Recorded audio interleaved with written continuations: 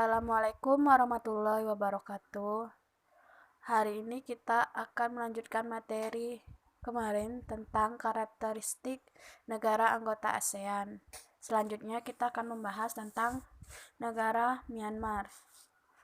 Nah, di dalam layar video kita bisa lihat itu merupakan identitas negara Myanmar. Selanjutnya kita akan membahas tentang keadaan alam. Yang pertama itu letak dan batasnya. Secara astronomis, Myanmar terletak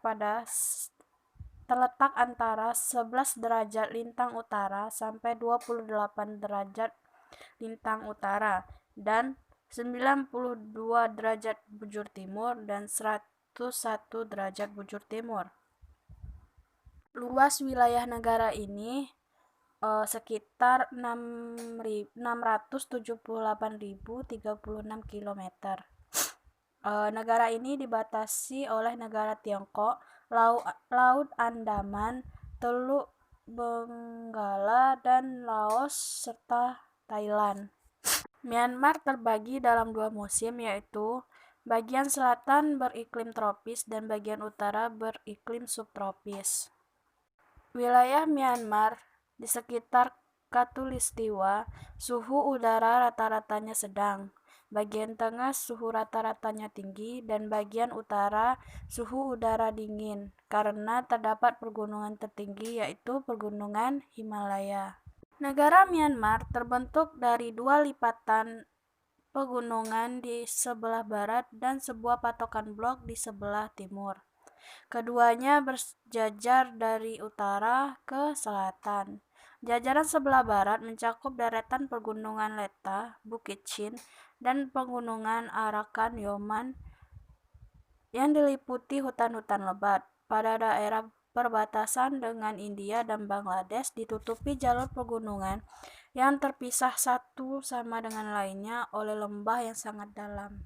Pada tahun 2015, penduduk Myanmar berjumlah 52,1 juta jiwa dengan pertumbuhan sebesar minus 0,1% per tahun.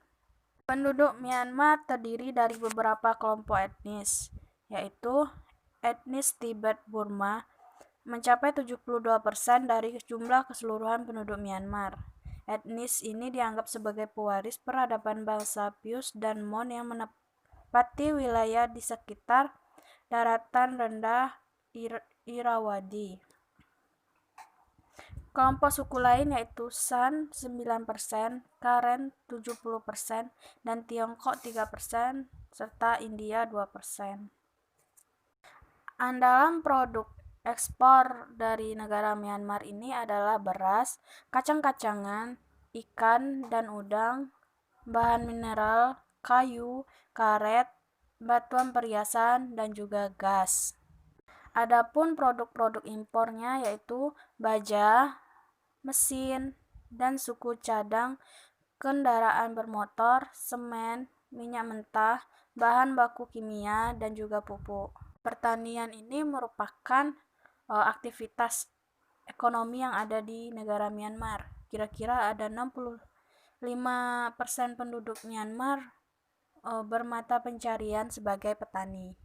Sumber daya alam utama Myanmar berasal dari hasil pertanian, perkebunan, dan perikanan, serta pertambangan. Dalam hal ini, Myanmar mulai meningkatkan kerjasama dengan negara-negara lain dalam ikatan kerjasama bilateral, regional, maupun internasional, serta multilateral. Kerjasama ini mencakup berbagai bidang, diantaranya ekonomi, kebudayaan, pertahanan dan keamanan, teknologi, serta bidang lainnya. Selanjutnya kita akan membahas negara Singapura.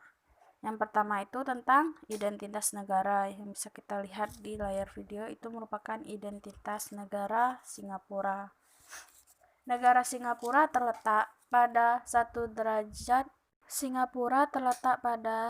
derajat 11 lintang utara sampai 1 derajat 27 lintang utara dan 103 derajat 39 bujur timur sampai 104 derajat 5 bujur timur. Singapura berbatasan dengan Selat Johor di sebelah barat dan sebelah utara, serta Selat Singapura di sebelah timur dan selatan. Singapura beriklim tropis, lembab, dan banyak turun hujan. Suhu rata-rata harian berkisar 21 derajat Celcius sampai 32 derajat Celcius dan curah hujan rata-rata 2.438 mm per tahun. Keadaan alam negara Singapura pada umumnya relatif datar, tetapi di beberapa tempat dijumpai perbukitan, sungai-sungai yang pendek, dan turun dari dataran tinggi yang curam. Untuk sungai ini dimanfaatkan sebagai pembangkit tenaga listrik dan irigasi, serta sungai di dataran rendah dimanfaatkan sebagai sarana transportasi. Pada tahun 2015, penduduk Singapura berjumlah 5,5 juta jiwa dengan pertumbuhan sebesar 1,4% per tahun. Sebagian besar penduduk Singapura merupakan keturunan Tiongkok, orang Melayu, India, dan sisanya suku bangsa lainnya. Letak Singapura yang strategis dalam jalur transito perdagangan atau distribusi berbagai produk dari berbagai negara dan lalu lintas laut atau pusat dan pangkalan operasi pelayaran ke negara lain serta lalu lintas udara dunia memberi keuntungan bagi Singapura. Semua kemajuan teknologi dan informasi dari belahan dunia dapat diterima dan diadopsi. Selain itu, pajak-pajak yang diterima pun semakin bertambah. Oleh sebab itu, jalur transito ini menjadi sumber devisa yang besar bagi negara Singapura. Nah, negara Singapura bukanlah negara yang kaya akan sumber daya alam. Makanya negara Singapura mengembangkan negaranya pada sektor pariwisata dan perdagangan. Hampir di seluruh daerah Singapura itu dimanfaatkan untuk dunia pariwisata serta mampu mendongkrak perekonomian. Kerjasama yang dilakukan oleh Singapura lebih banyak bergerak dalam bidang sektor ekonomi. Sumber bahan mentah industri banyak didatangkan dari negara kawasan Asia Tenggara termasuk Indonesia. Kerjasama perdagangan dengan Indonesia berupa disepakati kawasan teritori Batam sebagai daerah yang terbuka bagi industri-industri Singapura. Lalu selanjutnya kita akan membahas tentang negara Thailand. Di sana kita bisa lihat itu merupakan identitas negara dari negara Thailand. Negara Thailand itu terletak pada 6 derajat lintang utara sampai 21 derajat lintang utara dan 97 derajat bujur timur sampai 106 derajat bujur timur. Thailand ini di sebelah utara berbatasan dengan Myanmar dan Laos, di sebelah barat itu berbatasan dengan Myanmar, di sebelah timur itu berbatasan dengan Kamboja dan Laos, dan di sebelah timur itu berbatasan dengan Malaysia dan Teluk Thailand. Thailand beriklim tropis dan temperatur rata-rata 26 derajat Celcius di musim hujan setiap bulan Januari dan 28 derajat Celcius di awal musim kemarau pada bulan Juli. Jarak terjauh utara-selatan sekitar 1.500 km dan jarak terjauh timur-barat kurang lebih 800 km. Topografi berupa permukaan tanah yang dilewati aliran sungai-sungai yang berliku-liku di bagian tengah, dataran tinggi di timur laut, hutan dan pergunungan serta bukit-bukit di sebelah utara, dan wilayah selatan kebanyakan berupa bukit-bukit. Daerah yang menjadi pusat kegiatan atau jantungnya negara Thailand itu berupa dataran rendah di daerah aliran sungai Chao Phraya. Penduduk Thailand itu berjumlah 65,1 juta jiwa pada tahun 2015 dengan pertumbuhan penduduknya itu 0%. Sebagian besar negara Thailand ini berasal dari suku Thai. Sisa-sisanya itu orang-orang Tiongkok, Melayu, Mongolia yang berkulit kuning. Perekonomian Thailand itu sangat bergantung pada bidang pertanian dengan beras dan karet sebagai komoditas utamanya. Selain itu juga dihasilkan kelapa, tembakau, sutra, kapas, dan berbagai jenis tanaman dan buah-buahan. Pertanian di sana juga telah menerapkan menggunakan teknologi. Thailand merupakan negara terbesar keempat penghasil timah di dunia. Selain timah juga ada minyak bumi dan wolfram sebagai hasil dari sumber daya alam barang tambang. Padi adalah komoditas ekspor yang memberi devisa yang cukup besar bagi negara Thailand. Selain itu, hasil pertanian yang banyak dihasilkan adalah jagung, ketela pohon, tembakau, kopra, dan juga karet. Thailand ini dijuluki sebagai segitiga emas dan merupakan salah satu penghasil opium terbesar di dunia. Hubungan kerjasama yang dijalin Thailand tidak hanya kerjasama bilateral dan regional dalam wadah ASEAN, tetapi juga aktif menjalin kerjasama yang lebih besar dengan mencakup negara yang lebih luas.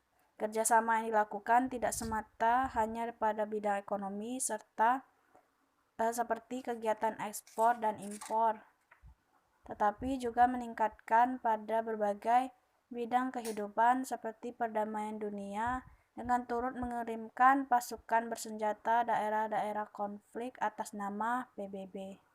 Kerjasama perdagangan Indonesia dan Thailand meliputi kegiatan ekspor dan impor. Thailand mengekspor beras, UT, gula, dan kapur, sedangkan Indonesia mengekspor kayu dan pesawat terbang. Selanjutnya kita akan membahas tentang negara Vietnam. Di sana kita bisa lihat itu merupakan identitas dari negara Vietnam. Nah, negara Vietnam itu terletak antara 2 derajat lintang utara sampai 9 derajat lintang utara dan 105 derajat bujur timur sampai 109 bujur timur. Luas wilayahnya 513.120 km persegi. Vietnam ini berbatasan dengan Teluk Siam, Laos, Kamboja, Tiongkok, serta dengan Laut Cina Selatan. Vietnam memiliki 2 daerah iklim yang berbeda. Daerah bagian utara itu beriklim sedang dan di daerah bagian iklim selatan itu beriklim tropis atau panas. Negara Vietnam merupakan salah satu negara yang berada di kawasan Asia Tenggara yang menempati luas kurang lebih 325.000 km persegi. Penduduk Vietnam berjumlah 91,7 juta jiwa pada tahun 2015 dengan pertumbuhan 0%. Vietnam merupakan negara penduduk nomor 2 terbesar di Asia Tenggara setelah Indonesia. Secara etnis, Vietnam menjadi negara yang homogen di Asia Tenggara. 90% penduduk orang Vietnam, meskipun begitu banyak etnis minoritas, tidak banyak di Myanmar dan Indonesia, terletak pada Myanmar dan Indonesia. Vietnam berusaha untuk memandu jalannya pembangunan ekonomi melalui kebijakan Doi Moi yang menjamin perkembangan yang sehat dari perekonomian dan pembangunan daerah yang seimbang. Namun, kebijakan ekonomi Vietnam ini melahirkan distribusi kekayaan yang tidak merata, terutama di daerah pedesaan. Nah, pemulihan ekonomi Vietnam ini ditopang oleh aktivitas di bidang industri pengolahan, manufaktur, elektronik, dan pembangunan. Vietnam terkenal dengan irigasi yang baik. Nah, oleh karena itu, bidang pertanian masih merupakan salah satu bidang yang memberi kontribusi yang cukup besar bagi rakyatnya. Hasil pertanian utamanya yaitu buah-buahan, sayur-sayuran, ubi jalar, jagung, tebu, teh, dan juga kopi. Hasil dari peternakan ini digunakan untuk kebutuhan dalam negeri, sedangkan perikanan memberikan sumbangan bagi devisa negara melalui kegiatan ekspor. Vietnam merupakan salah satu negara anggota ASEAN yang pernah menjadi tuan rumah KTT ASEAN yang ke-6 pada tahun 1998. Kerjasama bilateral antara Indonesia dan Vietnam sudah terjalin sejak Vietnam masih mengalami perang saudara dengan pengiriman pasukan Garuda di bawah bendera PBB. Selain itu, Indonesia juga pernah menyediakan salah satu pulaunya yaitu Pulau Galang di Riau sebagai kamp pengungsi Vietnam. Selain itu, Vietnam juga menjadi anggota di beberapa organisasi internasional. Nah, itulah materi tentang karakteristik negara anggota ASEAN. Nah, itulah materi kita hari ini. Sekian, terima kasih. Wassalamualaikum warahmatullahi wabarakatuh.